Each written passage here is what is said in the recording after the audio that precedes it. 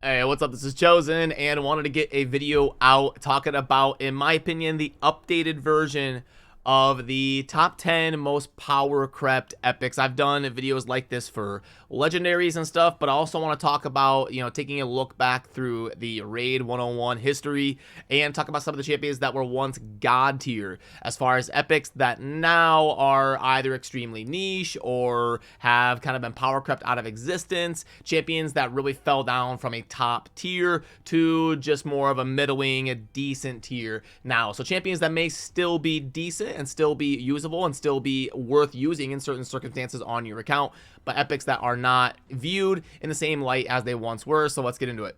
And first up, we have Tyrell. Now, Tyrell is still going to be a really good choice for really new players. If you are in your first month or two of playing Raid and you summon Tyrell, he is a sturdy, defense scaling, general utility, DPS, hybrid champion that you can definitely get a lot of value out of and can be great moving on into the high elves. But Tyrell was once thought of as in the running for the best epic in the game. So he's gone from that tier to just like a decent usable tier. And some of the champions that are on this list are going to be because of their ability to do things in the Demon Lord clan boss that has since been replaced by some of the unkillable compositions or ally protect or different meta shifts now that we can really fine tune things in the Demon Lord. And Tyrell is going to fall a little bit into that category, but still definitely a usable champion for sure.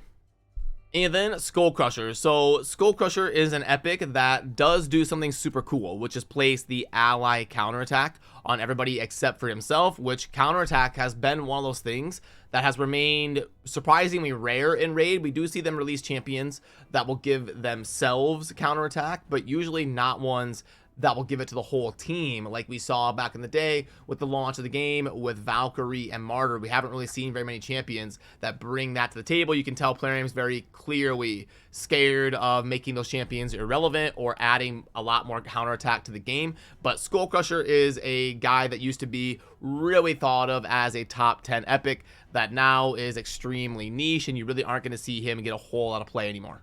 Then Jureg is going to be a little bit of a similar story to Tyrell. Used to be one of those amazing progression epics, and again, the same reason is his A1 here used to be a super consistent decrease attack, which was really sought after in somewhere like the Demon Lord clan boss when you're building those standard compositions that want to sustain over time. And then he also had things like ally protection and increased defense, but it's on a 4-turn cooldown, which abilities that are on a 4 or 5-turn cooldown have really been power crept. Now the meta is you really got to be able to cycle through 3-turn cooldowns, or if you have 4 or 5-turn cooldowns, you need something that is going to give you turn meter fill or grant extra turn or something like that to help you cycle a little bit better.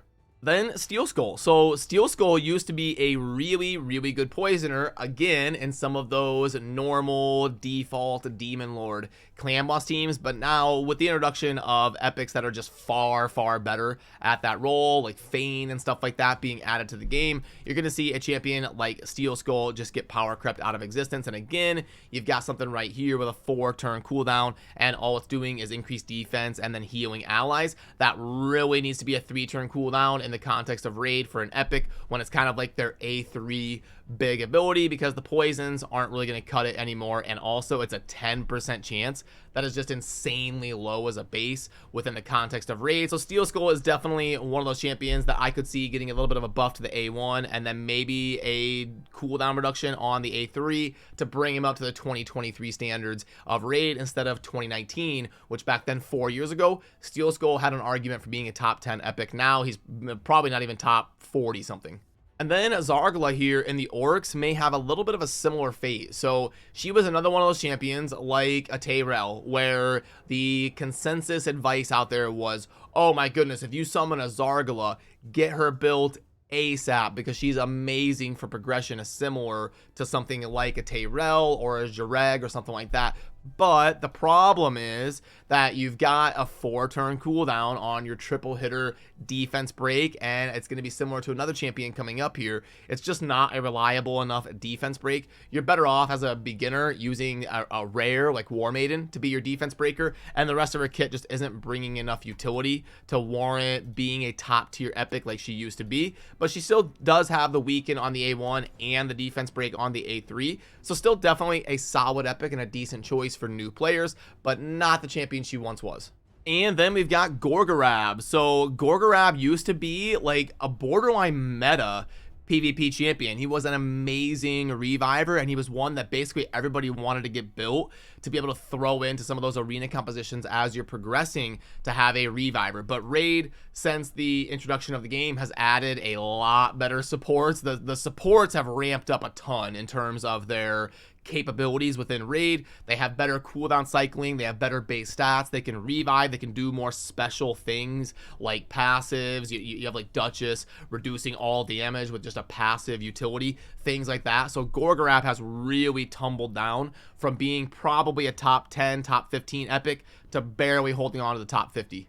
And then one of the queens, one of the most iconic champions in Raid with some of the best aesthetics in the game. A champion that was released, I believe, for Halloween of 2019 or 2020. Madame Ceres came to the game with like Harvest Jack and maybe one other champion as part of like a Halloween promotion. And she was immediately an iconic addition to Raid. And not only that, she was insanely meta. You had people using her in the highest tiers of Arena because she had a ridiculous Midnight Ritual ability here on the A3 where you can do AoE buff strip and break their defense in one turn. And then on top of that, she got a decrease attack thrown in on there just in case you happen to not kill everybody. And she also could block debuffs and place fear to do some CC while shielding herself and all of that. So back in the early days of Raid, Madame Ceres was absolutely ridiculous, and she was thought of as the best epic in terms of general utility while being viable at the highest levels of PvP.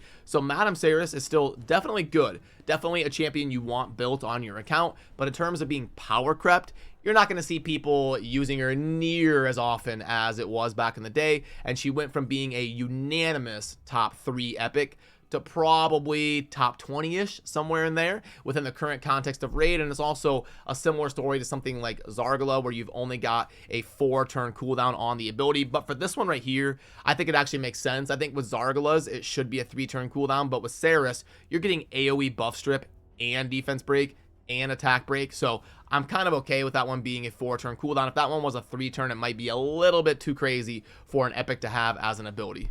And then this champion has fallen off way harder than Madame Ceres in my opinion, and that is Miscreated Monster. You know what? Miscreated Monster may have been released the same Halloween Madame Ceres was. It may have been Madame Ceres, Miscreated Monster, and Harvest Jack. That may have been the 3 kind of like first big Halloween promotion champions now that I think about it. But Miscreated Monster was an absolute god when he was added to the game, and he would help people progress in the spider and be a shielder, and you would use him everywhere. You even saw him in the arena and was just a cracked ally protector shielder who could do CC and even do a defense break here on the A1. So he was just absolutely crazy in the context of general progression within Raid, but he probably went from a top 5, 6, 7-ish epic to now there's so many more shielders and ally protectors that have been added to the game, and there's so many more support capabilities that now, again, he slid way down. He has not maintained his top 7 or 8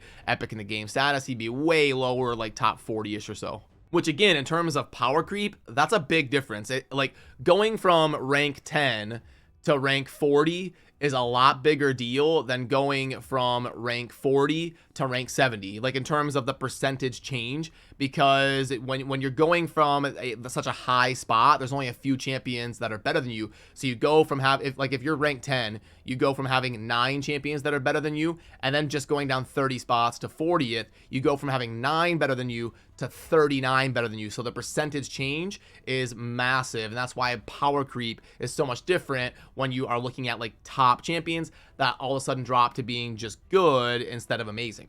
And then another epic that was thought of as meta for a while almost is Skullcrown, as a void affinity nuker that will never hit weak and can also be super annoying by placing unkillable on herself for a little bit of sustain. So you would see Skullcrowns running around the arena absolutely everywhere. She was one of the most popular champions in the arena because she was a little bit more realistically attainable as an epic, and then she could also nuke and keep herself alive. So she's still going to be really good in like the bronze tier of the arena, but she used to be viable up into like silver and even gold, and you're not going to see her much anymore once you get up into the higher tiers of silver and into gold, even for the classic arena. So Skullcrown, a similar fate to some of these epics where she went from like that top 10-ish realm of epics to now down around like in the 40s or so. And then lastly, we are going to have a blast from the past. One of the champions that was believed in like the first few months of Raid and really rated as S tier in a lot of those first old school tier lists. And that is Nezana, because Nezana had an AoE A1, which means you could do things like try to build her up strong enough to nuke in the campaign and help you farm to progress there, put her in a stun set to suppress waves, and then she was also an ally protector that could do shielding on a 3-turn cooldown, which was very rare in the game back then. Getting ally protectors with shield on a 3-turn cooldown was tough to find. And then she also had an AoE attack break on a 3-turn cooldown, so she had good cycling with 3-turn cooldowns, protecting allies, stun set, multiple AoEs. So back in the day, like the first year of Raid, you had a lot of people arguing that she was an amazing S tier epic, and now she has really been relegated. On this list, she's probably the one that has been power crept the most. I would say most of the other ones are still top 40, top 50, maybe even top 30-ish. They just aren't what they once were. Nezana probably went from like top 15-ish to like barely in the top 100 maybe. I mean, you're just never going to see Nezana get used. She is probably the biggest victim of power creep on this list. So boom, there we have it. That is my updated 2023 most power crept epics in the game in terms of a top 10. If you want the refresher course, again, it was Tyrell in the High Elves, and then we went to Skull Crusher here in the Ogre and Tribes right here as the counter attacker, and then the next one was in the Lizards, and that was going to be Jareg right here. Then Steel Skull, the epic right here in the Skinwalkers. And then the next one was Zargala, the defense breaker with a 4-turn cooldown here from the Orcs. Then the Undead Reviver support here in Gorgorab. And then the last 4 was Madame Ceres, the Dark Elf Buff Stripper utility champion. And then Miscreated Monster from the Night Revenant here as the Shielder.